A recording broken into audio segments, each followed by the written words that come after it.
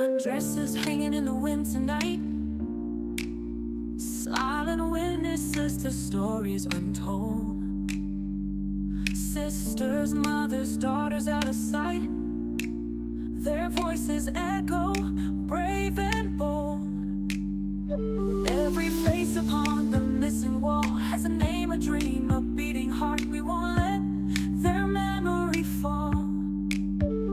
Each one precious from the start. They matter, every single soul. They matter, we won't let go. Stand up, speak out, don't turn away. Search for justice every day. They matter, and we'll never stop the fight. They matter, every single soul. They matter, we won't let go. Stand up, speak out, don't turn away. Search for justice every day. They matter, and we'll never stop the fight. Indigenous people, strong and free, women, men, and children too. Your lives have meaning, you belong. We hear your voices call. All lives matter in this sacred space. Every soul within our human race. True seekers, justice, unite. We are family, we'll make this right. We will stand up and join the fight. Fight on! They matter, every single soul. They matter, we won't let go. Stand together, search as one, until every case is done. They matter, and love will light the way. Red dresses dancing in the light, reminding us to never give up the fight. We all matter, we all matter, we all matter. One human family, standing together.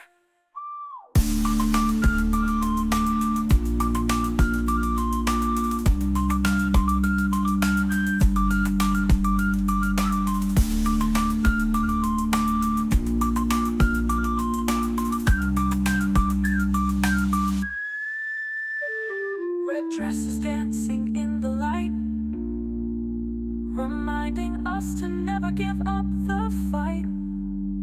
We all matter, we all matter, we all matter. One human family, standing together.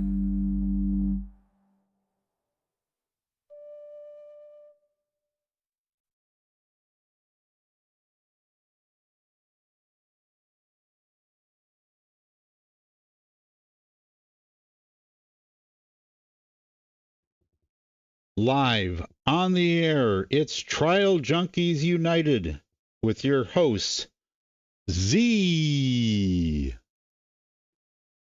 Love. You are the best there is out there. I tell you, I got the best, people. It is just awesome.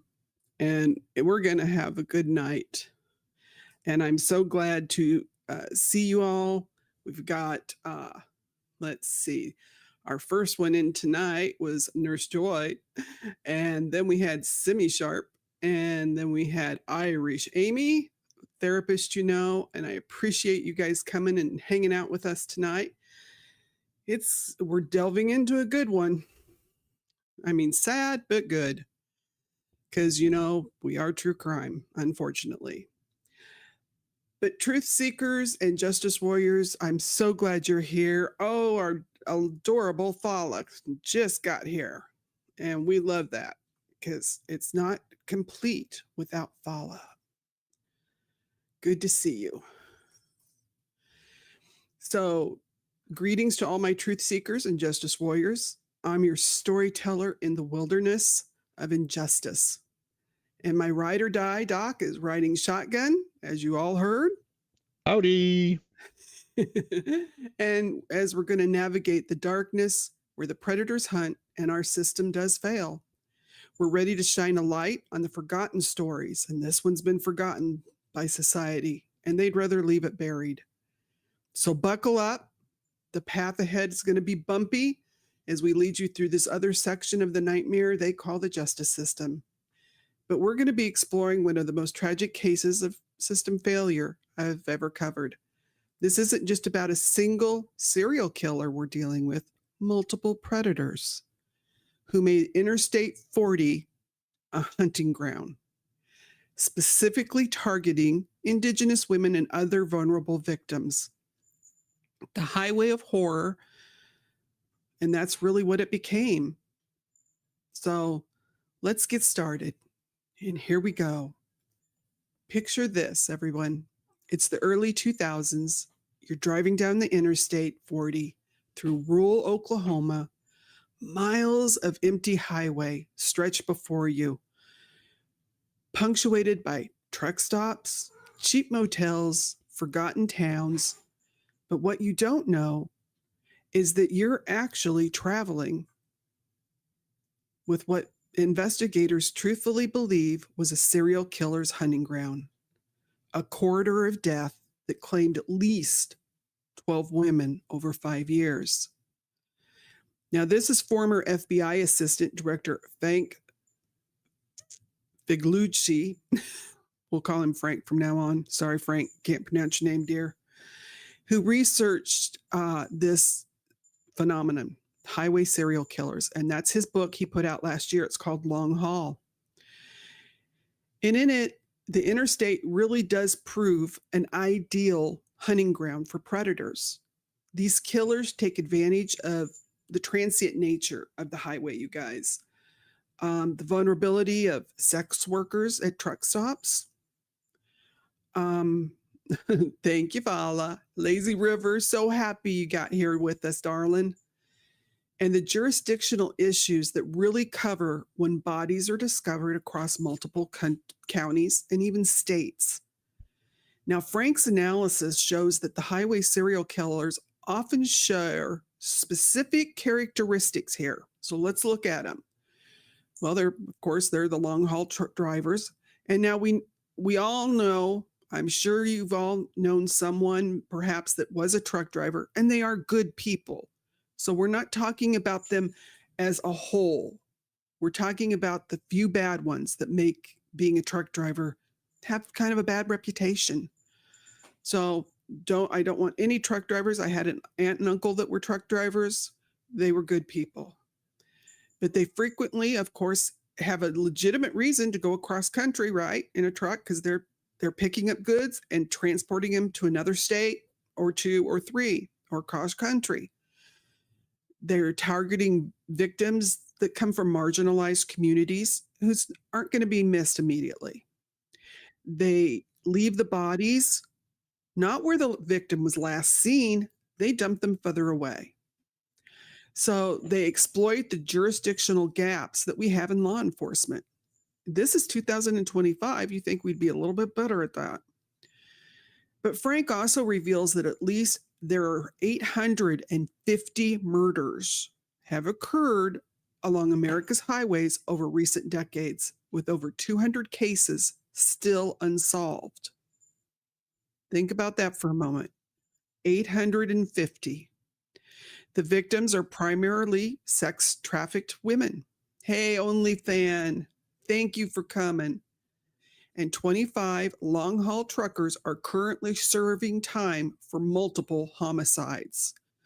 And quite a few are in there for being the serial killers. So that's a whole nother program. But the I-40 killer, he's going to fit a certain profile here perfectly. So let's start with the woman who really changed everything about how we understand this case. Her name was Janice Marie Buono. And here's the first injustice. The media got her story completely wrong from the beginning. The newspapers called her a white woman. They were wrong. Janice was a member of the Comanche Nation, a proud Native American mother of 3 children. This wasn't just sloppy reporting. It reflects the systematic erasure that Indigenous victims face, even after death. Yeah, we're going to talk about that term. Not a very nice one. Janice was 29 when she was last seen alive on January 1st of 2002, New Year's Day. She had moved to Lawton, Oklahoma after suffering an unimaginable tragedy, losing two of her children in a fire. What she hoped would be a fresh start turned into a downward spiral into addiction. She was staying at a local Lawton motel, struggling with substance abuse, turning to sex work to survive. But here's what the newspapers overlooked: Janice was fighting to regain her life. She had recently called home, telling her family she wanted to return and get herself together. She never got the chance. On New Year's Day, according to her roommate at the motel, they went in separate directions. That was the last time anyone saw Janice alive. 53 days later, on February 23rd, 2002, a farmer repairing a fence found her nude body floating under a bridge 1 mile east of State Highway 65 off Townley Road, the same area where another victim, Mandy Wright, had been found less than 2 years earlier. Janice's cause of death remains officially unknown. However, investigators believe she was murdered by the same predator who actually was systematically targeting the sex workers along I-40. Now, this is Casey. She's our second confirmed Native victim. Casey Jo Pipestem was a 19-year-old Seminole woman. She was found January 31st, 2004, beneath a bridge in Grapevine, Texas. Casey Jo's death would become the focal point of the investigation. Her family called her Bones because she was so skinny, and her friends called her Care Bear because of her caring nature. Casey lost her beloved grandmother when she was only 10, and that was the woman who had raised her and taught her her traditional Seminole ways. At 13, after she had gone back to live with her mom and her new stepdad, her stepfather was murdered. So her Uncle Ted Underwood took her in and got her back to school because she'd been missing school, and helped her reconnect with the family and tribal traditions. But it didn't stick. Casey returned to Oklahoma City when she turned 18 and fell under the control of Calvin Scott. This is a heartless pimp, and that's what the federal judge called him. He was 25 years old, who exploited multiple young women. He forced Casey and other girls to work at truck stops, demanding they make at least $500 per night. He later was prosecuted in 2005 and sentenced to only 10 years for sex trafficking. His youngest victim was only 13. Casey fell victim to trafficking, and we need to remember that. We know she was deleted on January 31st, 2004.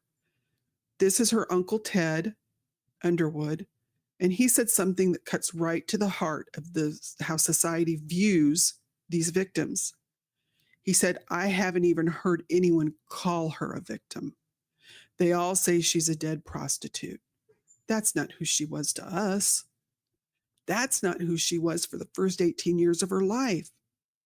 Her Uncle Ted Underwood said she was a good person who was swallowed up by drugs and prostitution. But she was more than her circumstances. She was a proud Seminole woman. She played basketball, her nickname Care Bear for her kindness. She participated in tribal ceremonies she had learned. She'd even talked to her sister recently and said she was going to come home. So, Uncle Ted, if you hear this by chance, Casey Jo was a victim of trafficking, and we see her as that victim. She deserves the dignity that should be given to all victims, and Casey Jo's family planned to conduct the traditional Seminole ceremonies, building a wooden spirit house, which you see here, according to traditions dating back to 150 years. Her death wasn't just a crime, it was a cultural loss that rippled through her entire community. And I know you guys feel the same. And we do look at these women as victims. We will never, ever blame the victim for having issues with addiction. Hey, Kerrville, glad you're here, darling. Or for getting caught up in sex trafficking or prostitution. We don't know the circumstances that led them there. They still deserve to hear that we support them and that we wish the best for them. And if they're victims, we will say their name. Ken, thank you for coming. Capri, thank you so much. This one's heartbreaking, Doc. I tell Yeah. you. Well, unfortunately, these girls get into a life that is not only dangerous, but they're playing, you know, they're gambling with their lives. I mean, Well, 'cause sometimes they you get never know what they're gonna get into.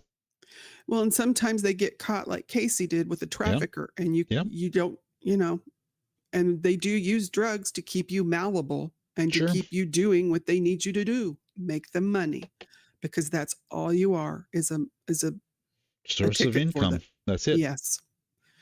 Now this sleazebag here should terrify us all. We know that John Robert Williams was known as the Big Rig Killer or the I-40 killer, one of them. He confessed to killing 30 plus people. He claimed he knew of at least 7 other serial killers working as truck drivers at the same time, 5 male and 2 females. Lord help me, I don't know if they had a club or what, but he knew of 7 others. So with him, that's 8 at that time. This means that we're not dealing with just one person out there doing this. We're dealing with multiple predators operating simultaneously on America's highways. Now, approximately January 30th, 2004, Casey was working at a truck stop in Oklahoma City along I-35. That night, she encountered the sleaze bucket and his girlfriend, Rachel Cumberland. So the sleaze bucket used the loser of the night as bait. Casey likely let her guard down, seeing a woman in the truck. This is a common tactic that these predators use to gain trust. They bring a woman along.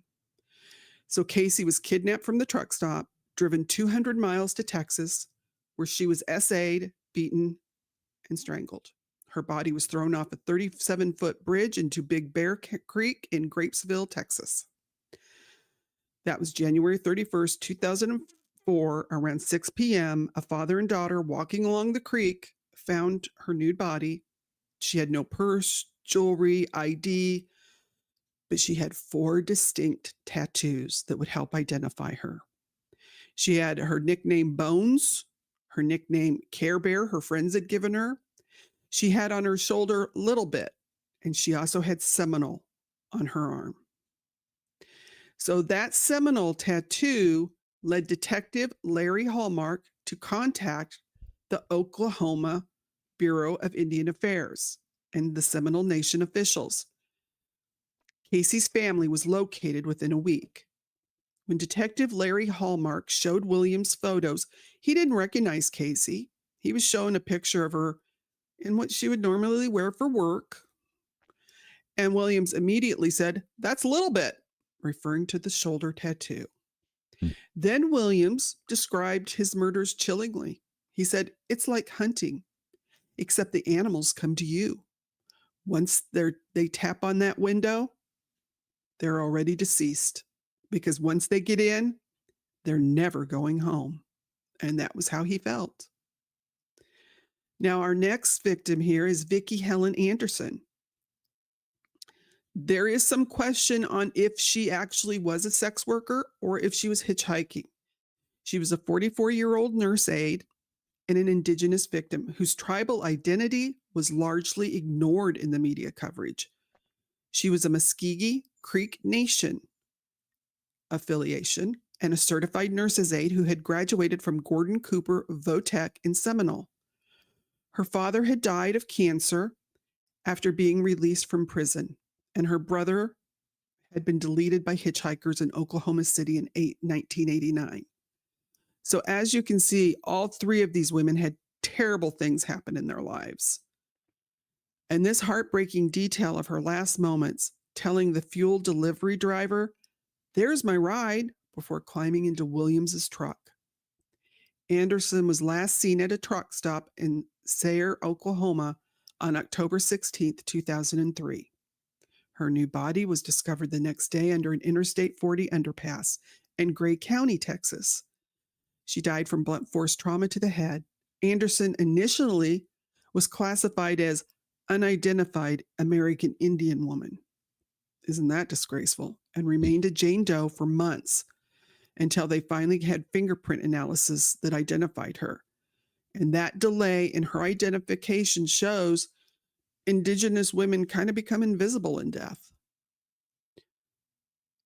This case exists within the broader crisis of our missing and murdered Indigenous women. According to the National Crime Information Center, from 2016, because those are the most recent data we have, and they're messing with the data, so help us all. There's 5,712 reports of missing American Indian and Alaska Native women, but only 116 were ever logged in the Department of Justice Federal Missing Persons Database. So that's horrid, isn't it? I can't believe that they just don't have. They don't take the time to enter the information. It's just, it's heartbreaking. It really is. Yeah. Yeah, Ken, you're right. A decade ago, that's some of the most current information we have, and it's wrong. Janice, Casey Jo, and Vickie represent this crisis perfectly, because initially media said Janice was a white woman. They blame them because they focus on the sex work. They didn't recognize Vickie as being a Muscogee Creek Nation tribal member. They reduced the investigation's resources, and we can see how that family trauma really did compound what happened to them. I mean, the fact that, Janice went through losing two of her children in a fire. Poor Casey had lost her grandmother who had raised her, her stepfather, was deleted. Vickie's father got out of prison, died of cancer, and then her brother was deleted. So it's terrible. And then the most haunting evidence that came up from this case was from a man named Barry McLeod, who ran a truck stop ministry. Yeah. After Casey Jo disappeared, someone had stuffed these handwritten notes in his chapel door because he ran a ministry specifically for truckers, but the killer had intimate knowledge of the truck stop culture, knew to go to him. The notes referenced religious themes but read like threats. "Hey, minister, I hope you're not tripping and Jesus and PD by collecting illegals on from pimps. Hey, minister, you need to get busy for Jesus and clean the whores out of here. Warning." These weren't random rants. Someone was watching his ministry work and felt threatened by his attempts to help the sex workers. The religious language, combined with dehumanizing terms for the sex workers, suggest a killer who was justifying his murders through the twisted moral framework. So, classic psychology of someone who targets an undesirable population. Therapists, could probably talk more on that than I could. You're right. It is a lifetime trauma, Ken. Now, this, gentlemen, months were wasted because of Corey Morris. Oh, we'll just call him the idiot who confessed to separate murders in Arizona. While investigating, the investigators had to go chase down him because he was giving false stories. The real killer's trail went cold. That misdirection cost them precious time during a critical part of the early investigation period. And that kind of makes you lose faith in the system, because there were over 12 murders at this time. 12. We're focusing on the 3 that were the Native and Indigenous women, but there were 12. And even though Williams was identified and confessed to multiple murders, he never faced trial for Casey's or Vickie's murder specifically. And that's, I don't know about you, but that's frustrating to me. The investigation went cold around 2004. There's no significant breaks. Hey, film freak, glad you're here. No arrests, no closure for families. The Oklahoma State Bureau of Investigation still lists this as an active cold case with a tip line 1-800-522-8017. It was a multi-state nightmare, you guys. By 2004, the investigation had become vast. Over 40 representatives from 17 law enforcement agencies across 7 states were participating in coordination meetings. They examined cases from Pennsylvania to Arizona. But the terrifying part is that even with all those resources and all that coordination that they were doing, all that attention, they got nothing concrete. Margaret Gardner was found exactly a year before the investigators even realized they had a serial killer. So by July 2004, law enforcement officials from Pennsylvania to Arizona were still searching for clues. But based on Frank's research and long haul hunting the highway serial killers, the evidence patterns, the probability that this was a truck driver, it is exceptionally high.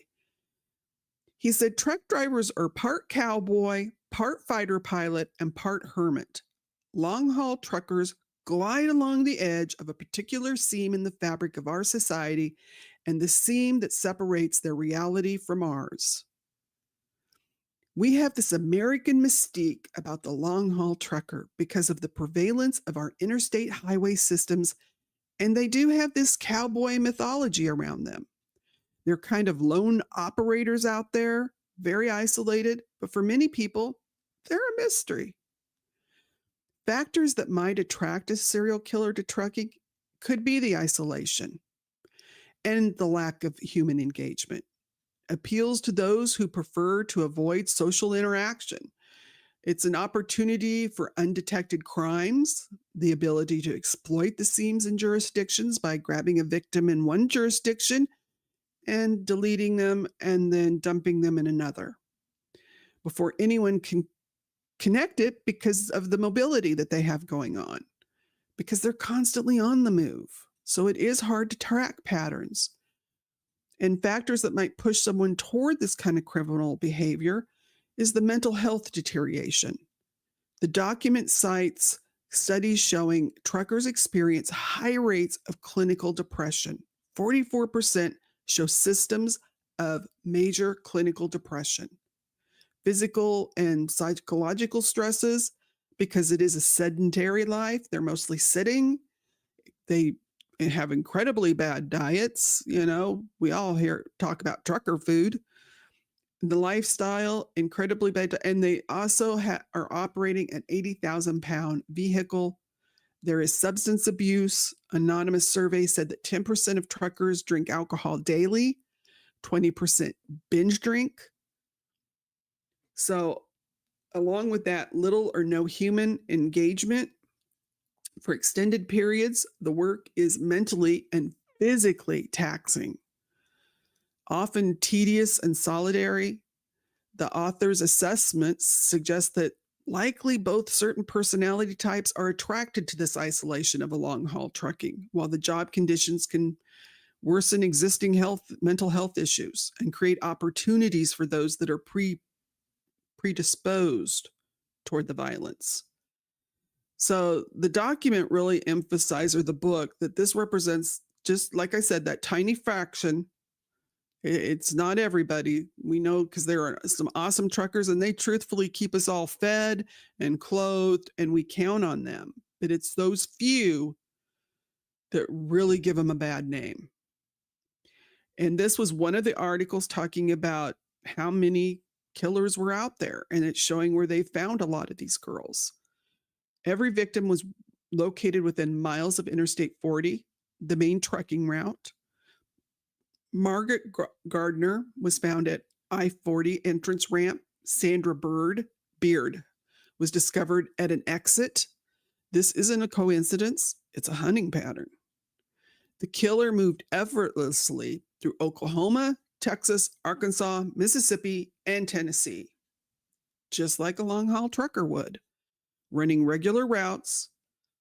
All of the victims they thought were engaged in the sex work at the truck stops and were known to visit truck stop areas regularly. Now, they also said he had extensive knowledge of the environment. It was a 5-year killing spree at this time from 1999 to 2004. So they said that's someone that is steady, predictable travel habits and not local, which makes sense. Mm-hmm. Also, the disposal site knowledge. Bodies were found in remote rural areas accessible by the highway, but hidden from casual sight. And this suggests someone who can quickly identify a disposal site during regular travel. Now, here's our sleaze bucket. That's what we're going to call Rachel Cumberland, the sleaze bucket. She was Williams' girlfriend and accomplice. She received only a 20-year sentence for manslaughter in the Mississippi case and was released in 2013 after serving just 8 years. She was never charged for her involvement in the Oklahoma or Texas murders, and that's lenient. I mean, come on.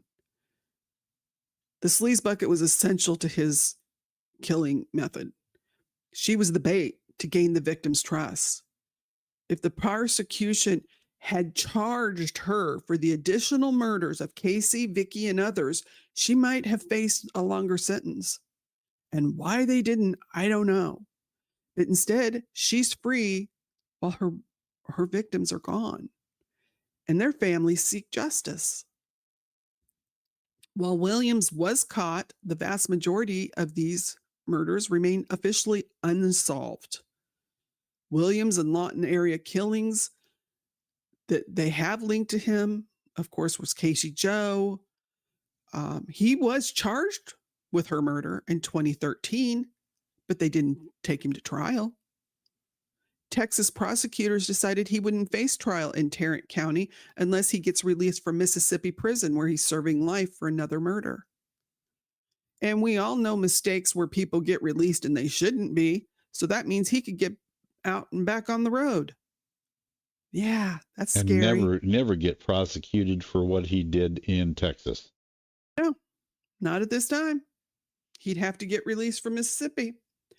And I mean, think about that. We were all surprised when the Lori Vallow case or Daybell case, when she actually went to a courtroom for her first, no, I can't remember what number husband he was. But I mean, the fact that they actually finally prosecuted, and I think they only did that with him over him because of all the publicity over what had happened with her and Chad, and that they had taken out all those other people. And they knew that if they had actually reacted when she deleted Charles, her and her brother, then all those other people might not have lost their lives. So they messed up. And that's just it. These people messed up too, because they've let that woman, that sleaze bucket go. And who's to say what she's up to? We don't know.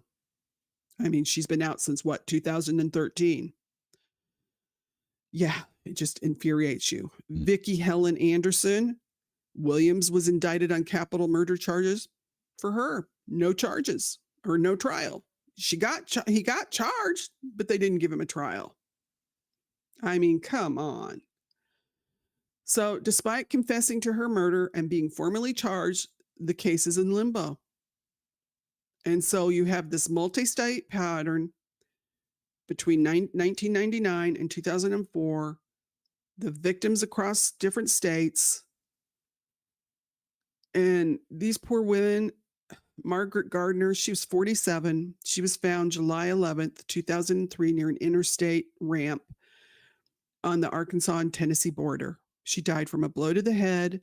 She was a prostitute in Memphis truck stops and was considered the first victim in what investigators call a string of more than 10 prostitute slayings. Exactly, semi-sharp. I totally believe that. If they would have arrested those two, none of those other people would have been deleted. Mm. Yep. Well, we don't know, sadly, about Chad's first wife because we don't know what he would have done.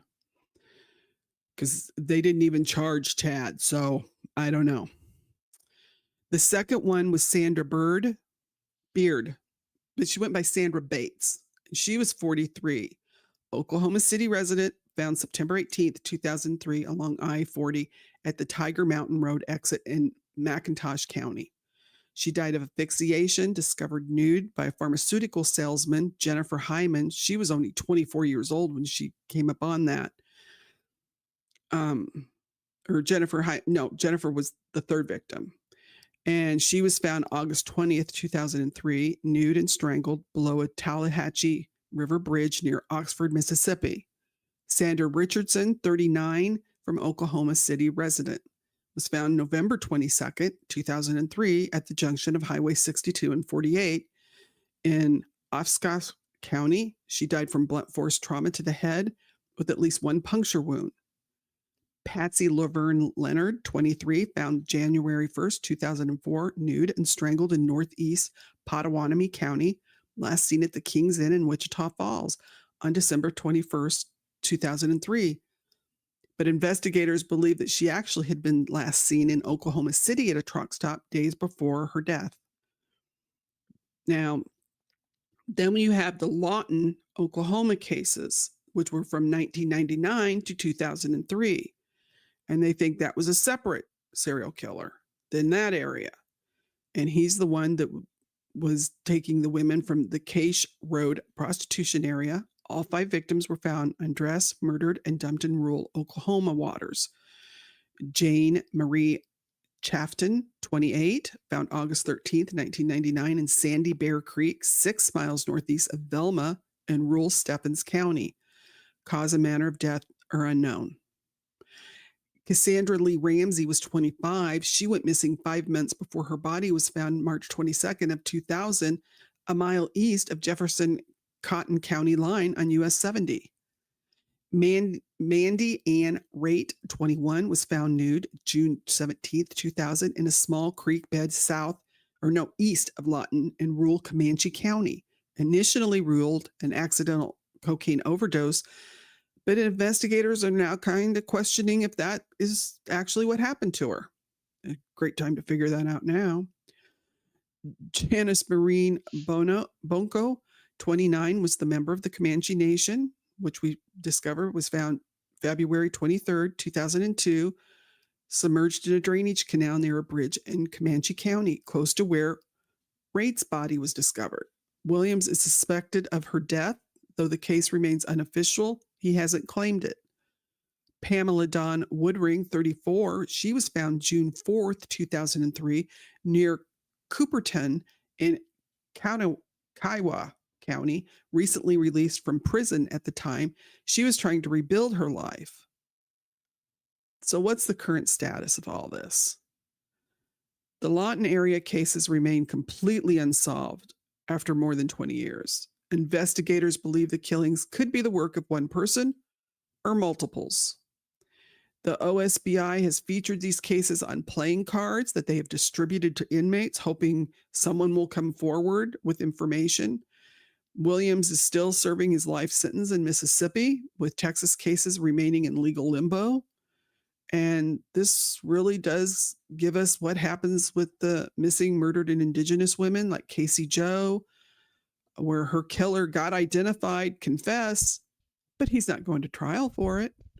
Vickie Helen Anderson, Muskogee Creek native, dedicated nurse's aide who cared for others, initially buried as a Jane Doe for a year. And now they have picked Williams as the one that killed her, but he was indicted, but has never been tried. Janice from the Comanche Nation, a mother of 3 whose tribal identity was completely erased by saying she's a white woman. After facing her family has not only had to face this, but in 2024, her brother has gone missing. Yeah. So that family has been torn to shreds too. So even when these killers get caught, confess, the cases involving the Indigenous women, they get less priority, fewer resources, no justice. Now this, you guys, is the map, the FBI Highway Serial Killings Initiative. Yeah, that's a little scary, isn't it? Over 500 victims of highway murders nationwide. 200 potential suspects. Did you hear me? Over 200 potential suspects, mostly long-haul truckers is what they're looking at. Williams told us he knew of 7 others that were working when he was. Multiple active predators hunting along America's highways. Frank's research indicates that it creates the perfect storm. Interstate highways offer this anonymous hunting ground. Truck stops concentrate on vulnerable populations. You have those jurisdictional gaps. Oh, and the system thrives. And it really is law enforcement's failure because these killers are identified, they confess, but nobody does anything. So our priority here is if they were college students from wealthy families, there would be a federal task force and unlimited resources because they are Indigenous women and sex workers. They receive minimal attention. Well, Film Freak, Vickie, there was a witness to her getting into one of the trucks. And she was getting into Williams' trucks. So even when they do have them, they do nothing. Because she wasn't important. Indigenous victims are frequently misidentified as other races.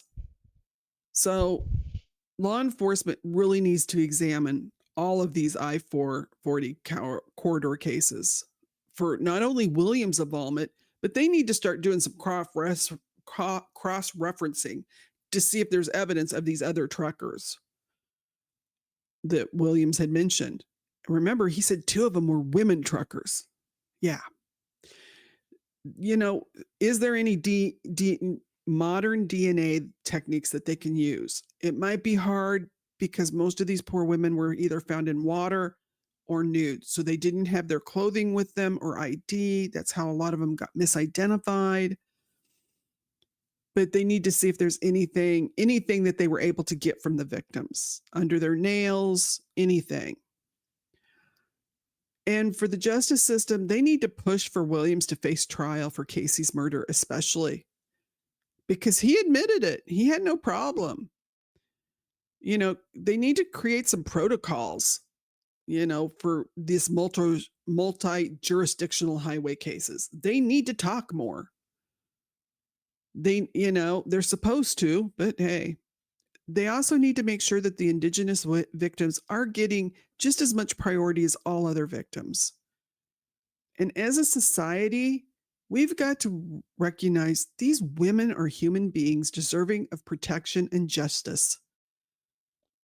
You know, for one thing, the media really does need to show more Indigenous victims on TV in good roles.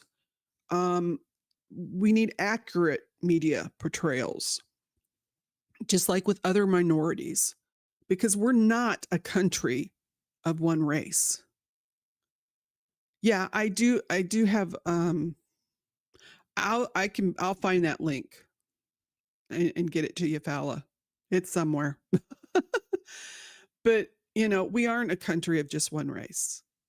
This is a country of many people. So we need to make sure that everybody is getting shown in a fair light.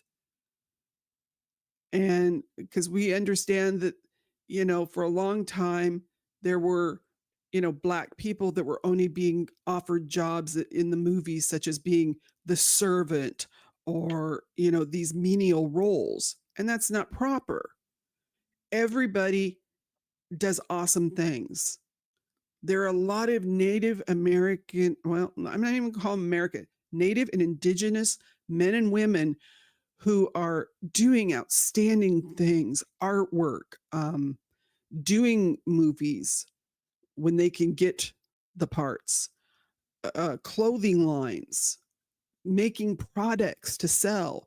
And so that's something we can do is if you come across or go looking for these different people that are producing these products, let's help get them out there. They have makeup lines.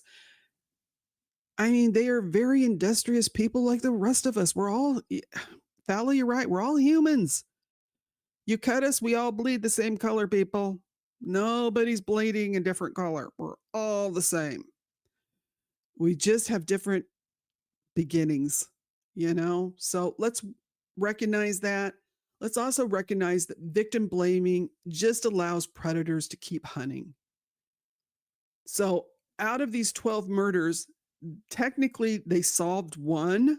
They just didn't take it to court, and that was Casey's.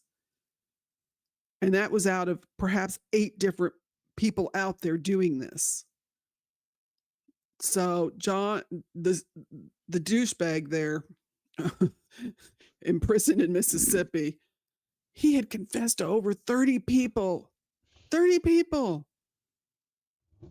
And Casey was a 19-year-old young woman that just had so much ahead of her. It just breaks my heart. So let's think about that. Let's think of these other women: Margaret, Sandra, Jennifer, Sandra, Patsy, Jane, Cassandra, Mandy, Janice, Pamela, Vickie. You know, they all had lives and they had something to give to society, and they could have maybe gotten out of this terrible situation they found themselves in. They're more than statistics. They're more than the circumstances they found themselves in. They were human beings with an inherent worth. Their stories deserve to be told. Their cases deserve to be solved. Their memories deserve to inspire the change that could save lives today. We end not with despair, but with determination, because every time we say their names, every time we demand justice, and every time we refuse to let them be forgotten, we honor their lives and move closer to a world where no more women disappear into silence. This case highlights 2 critical needs: finding answers for the family and preventing future tragedies. 2 decades, families of these 12 victims are still waiting for justice. And the key may lie with someone who witnessed something unusual. So let's call out to any retired truckers who noticed strange behavior from a colleague in the early 2000s. Maybe someone who heard a confession in a bar or at a truck stop worker who remembers some odd incidences. Maybe when the women disappeared, they remember that one guy was acting really weird. Come out, say something. This is crucial information. The trucking industry, you need some significant changes. You need to do better driver vetting, more mandatory downtime, closing loopholes in physical exams, and requiring tracking devices in all trucks. Not just the major companies, every single one on the road. And the police, you have to stop criminalizing trafficking victims while letting their exploiters walk free. You arrest the girls and you lock up the Johns. Or I mean, you arrest the girls and you let the Johns walk. That is wrong. The most successful programs in some cities is, instead of arresting these women, ask them, we're here to help you, not arrest you. Do you need housing? Do you need job training? You know, if they have children, do you need help with baby formula? Because these people get in these positions and they have no way of getting out. A film freak, you're right. We need a national clearinghouse for this. This approach would recognize that many victims, especially our Native and Indigenous women, often enter the trade through trusted individuals. Sometimes they're exploited by their families, by a boyfriend, a girlfriend, because we have to remember these people, it's not just the men or the women, it's also boys and young men are out there being exploited and trafficked. Do not forget that. They also have histories of abuse, addiction, or limited opportunities on the reservations. Some of these reservations are very poor. There's not a lot of job opportunities. So real change requires addressing some of the root causes. Create some economic opportunities, building trust with vulnerable communities, treating victims as people who need help, not criminals who need punishment. You know, some of these companies, look at some of the tribes, see if you can make some warehouses perhaps on their land and make something where people can work. If you have any information about any of the highway murders in Oklahoma, their number is 1-800-522-8017, or there's a tip line that we'll put in the description. But Janice, Casey, and Vickie, and thousands of others deserve better from all of us. They deserved to be safe, to be valued, to be searched for when they went missing, and to have the killers brought to justice. Okay. Yeah, you're right, Simi. Some of them are, I forgot to look it up. There is one trucking firm, and I can't remember who it is, that actually has a program teaching their drivers about trafficking. So that's awesome. Did you find anything that basically would tell us what the percentage of fleet truckers versus owner operators? Because that's huge. Gotta be. They didn't break that down. Okay. Hey, LaDonna, glad you made it, sweetheart. Yeah, that's one thing. I didn't find a statistic on that. That would be a good one to look for. But I know one thing that really kind of freaked me out when I got to thinking about it is if some of these truckers get into trafficking, because there was the one truck driver, and right now his name absolutely escapes my brain, but he actually had a torture chamber built in his truck so he could torture these women, different women. Good.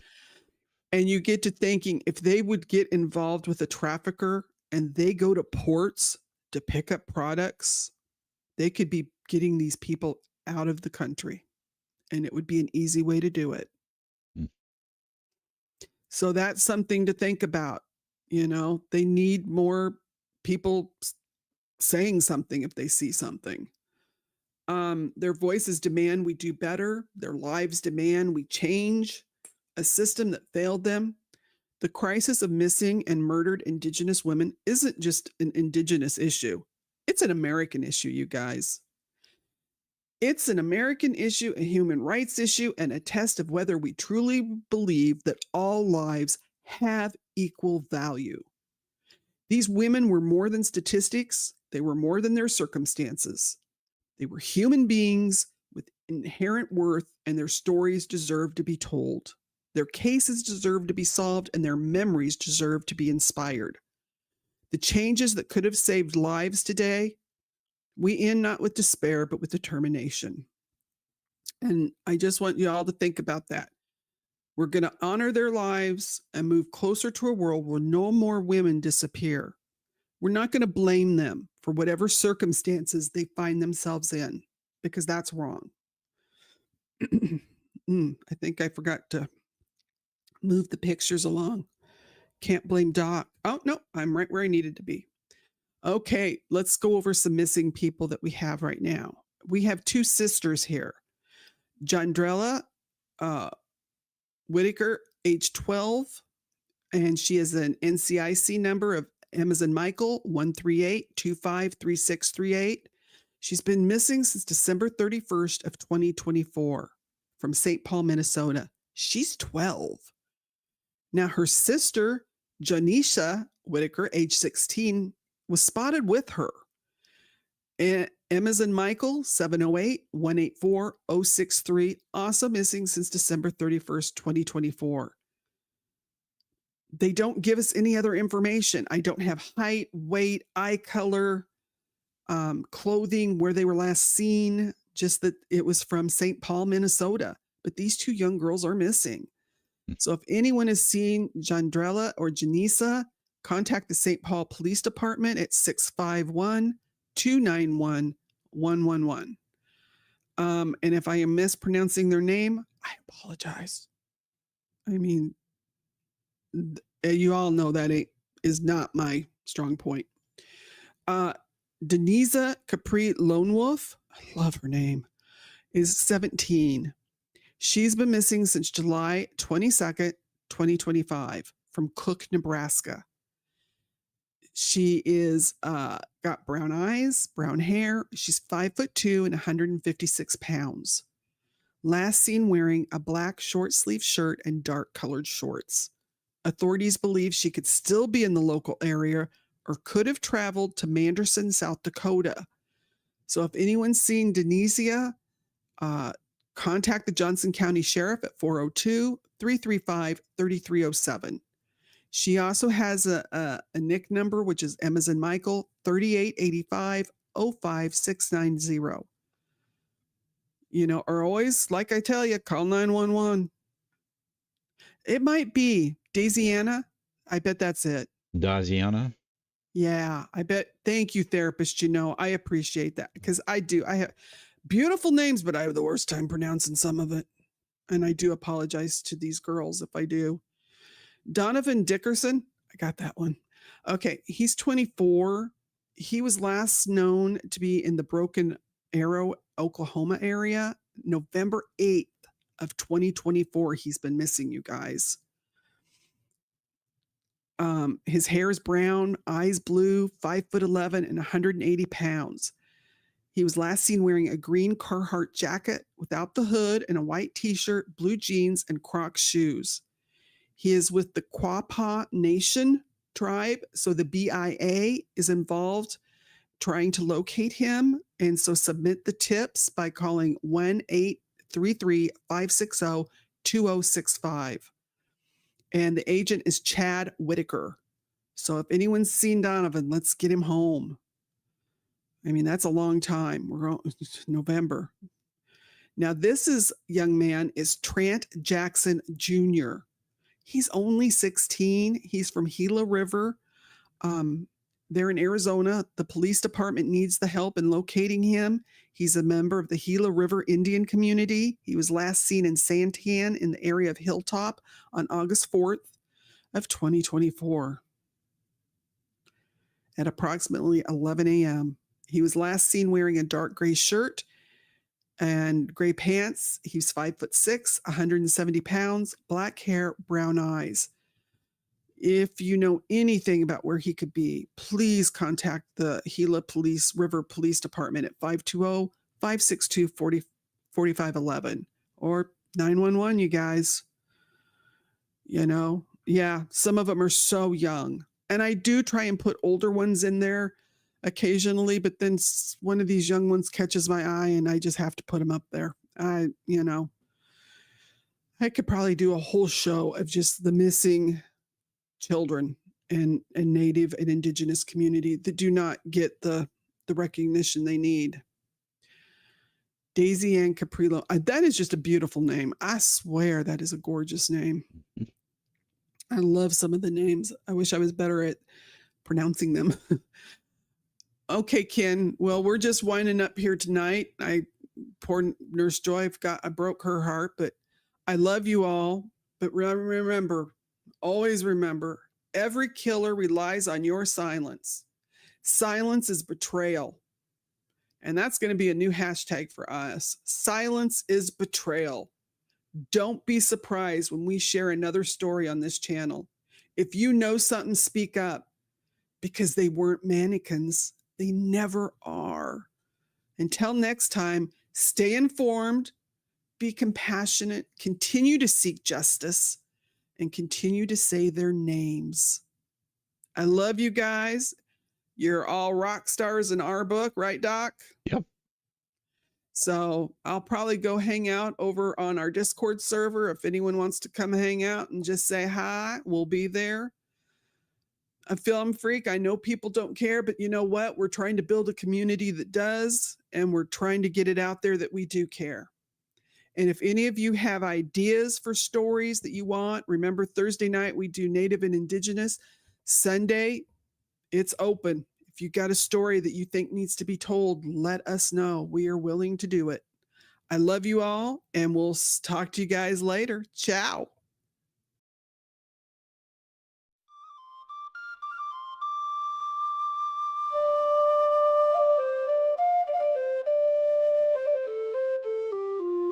Undresses hanging in the wind tonight, silent witnesses to stories untold.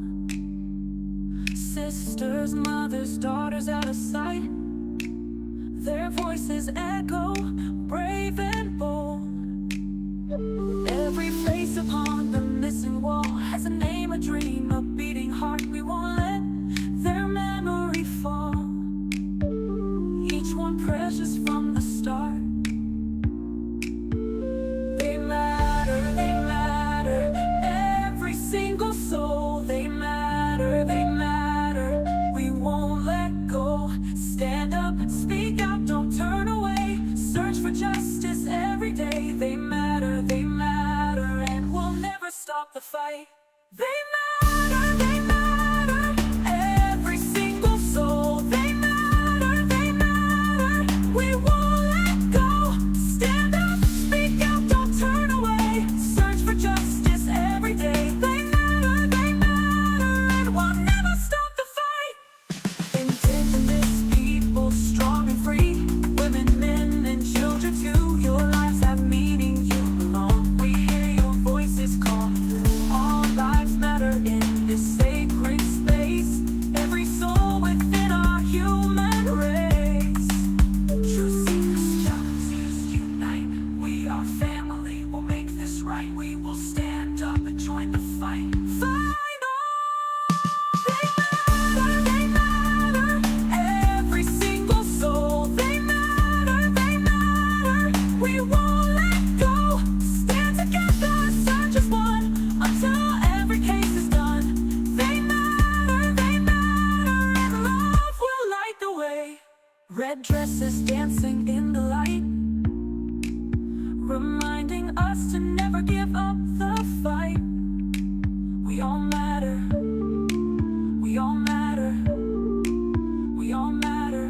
One human family, standing together.